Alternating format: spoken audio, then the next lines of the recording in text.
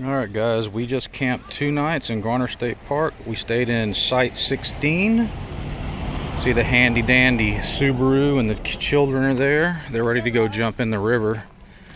And this is what it looks like. So I left the tents up so you can get perspective of where we put our tents. We got a fire pit, a concrete picnic table but no cover. We got the shepherd hook.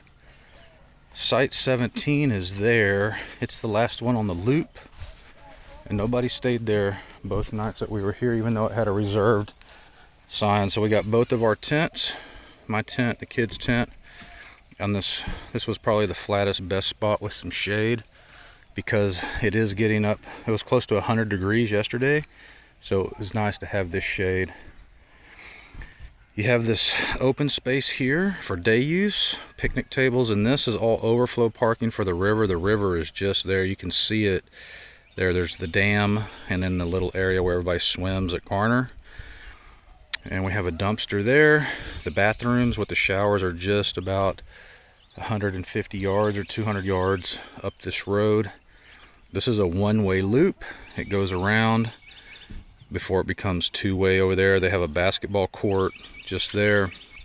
It's pretty nice to stay here for a couple of nights. It was very loud on Friday night because down the river a little ways there was a band or DJ playing music real late and loud, and we had people just walking around the park and being loud for the most part Friday night. Last night, Saturday night, was very nice. There were some people that were kind of yelling and playing around kind of late, but then everybody settled down and we had a good night. Today it's overcast. We're gonna go swimming for a couple hours before we go home. And you can see here from our campsite up here, look, this is Old Baldy. So we climbed that yesterday. That's Old Baldy there, you can see it from our campsite. Anyway, so this is Site 16 and the Pecan bottom loop.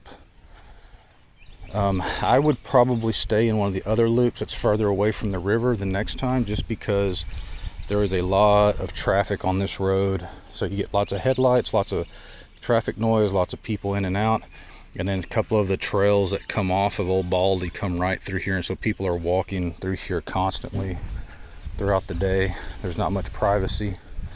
There is a freshwater spigot right there, so you can get all the water you need, and that's about it. All right, so this was our preliminary camping mission before we start our big trip in June. And we did have a couple of errors that we made, especially with leaving stuff behind at the house. So hopefully we got all that ironed out.